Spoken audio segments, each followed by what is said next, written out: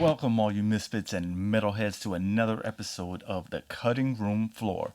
We are from the band Cut Like This. I am Thorn Black. I'm Rose Blood. And we have music right here on YouTube and Spotify. Don't forget to like and subscribe and check us out. Since today is Wicked Wednesday, you know what that means. Another horror show. What do we have for them today, Rose? All right, y'all. Well, if you've been following our episodes and you saw our episode about Indigenous representation in anime with Onyx Equinox, you're gonna know that I'm very passionate about representation both in horror, in anime, in anything. I just think it's agree. It is super important right? to diversify that up. Exactly. So, we've covered a lot of foreign horror here, and we're going to continue to do so. If you don't want to see it, well, then just skip along. We also have plenty of stuff that's in English as well. Anyways, so this is about the TV show The DeadLands. It's a Shudder exclusive, and this is a sequel to the film The DeadLands that is also available on Shudder now. So, what I'd like to tell you about this is that it is incredible the way that it is cast. These are all definitely. It is in it comes in English, and it also comes in Maori. These are this story takes place in it's like ancient Maori stuff, and it was shot all in New Zealand, and the entire cast is Maori people, so it's really dope. I just think it's super Definitely. cool. It has a very, very different take on what would be a fairly simple story. It centers around a warrior named Waka Nukurau, right? Which is a really fun thing to say. Try it out, Waka Nukurau. Waka Nukurau. Okay, it's pretty fun to say. All right, and he's played by Tekohe Tuhaka. He is also in the movie, but he's a different character in the movie. And it's about his interaction. He's like this warrior, and he's basically like booted out. He finally dies. This dude is such a badass, and it takes like so much to kill this dude. And then they just like kind of turn him away in the afterlife. They're like, nah, dude, you did too much messed up stuff. We're not taking you. So they just like kick him back into the world of the living, right? So he's like, they're like, you gotta atone for this somehow, man, before you can come back to these gates. So he's like kind of journeying around, and he meets this person named Mehe. She is a very proud young woman, very determined, and she is not really happy with the limitations that are placed upon her because of her gender, right? And she is the daughter. She is not having it. Yeah, she's the daughter of the chief, and she's very excitable. She has a really positive energy. She's really great. I really like her a lot. Like, she's a very likable character. She's a very strong character. She is. Very strong personality. She's really determined.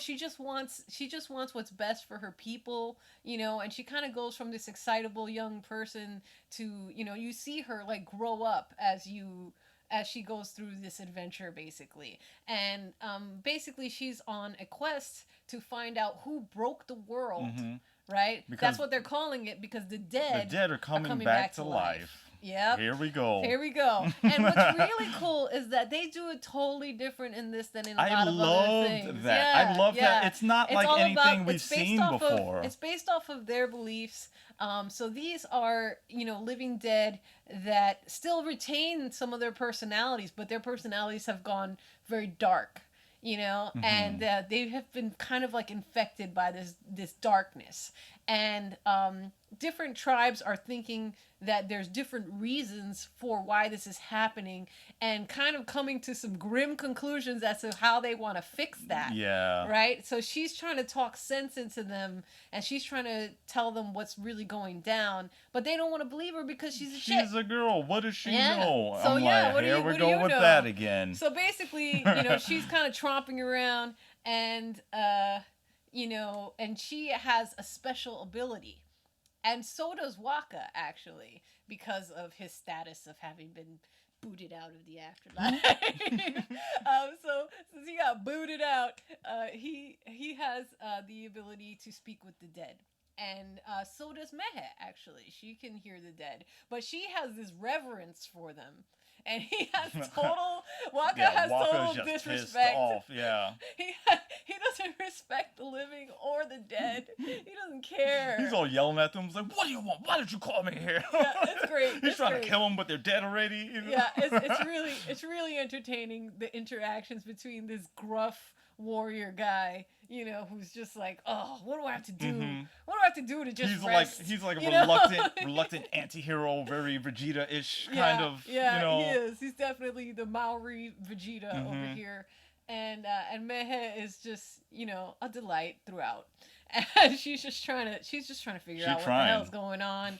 She's trying to bring the tribes together, and then other tribal people are just, being total jerks. And it's really cool. I don't want to really spoil any of it for you guys. So there's a lot of action in this one. There is a lot of action. There's a lot of fighting, and they're fighting with traditional weapons too. Yeah, that's really and that's cool. Another cool thing. So you get to see all kinds of crazy deaths with like weapons you ain't never seen before. So I love their take on just this whole undead thing going on. And I love the all weapons the cultural that they use. thing. The costuming is really dope. Their faces, like the carvings on their faces. The carvings and the tattoos on their faces are really cool, and they're spot on. This is you can tell that they have a love for their culture. Yeah, this is and a passion project. They want to share that bit of their culture with you and those customs with you, and it's a really cool thing to see. This is the kind of stuff that I love to see in horror. I love this stuff too. I love a different culture's take on just the typical stuff. It's just refreshing. It's new. I'm excited to see what's going to happen. I can't predict what's going to happen as well because I'm not familiar with the culture from where it's coming from, you know? Exactly. So it's just exciting. Yeah, and it's really dope, guys. I think you're going to really dig it. Definitely check it out. It's on Shudder. If you don't have Shudder, if you have Hulu, it's very easy to get a very quick 7-day free trial and just binge a bunch of stuff on there. Who knows? You might like it so much that you end up subscribing. That's what we ended up doing. I am not paid by Shudder, by the way, but if you want to, Shudder, holler at your girl. Okay? So, with that being said, Thorn Black. What rating would you give? I think I'm going to give this one a solid 4. I really enjoyed their take just on everything.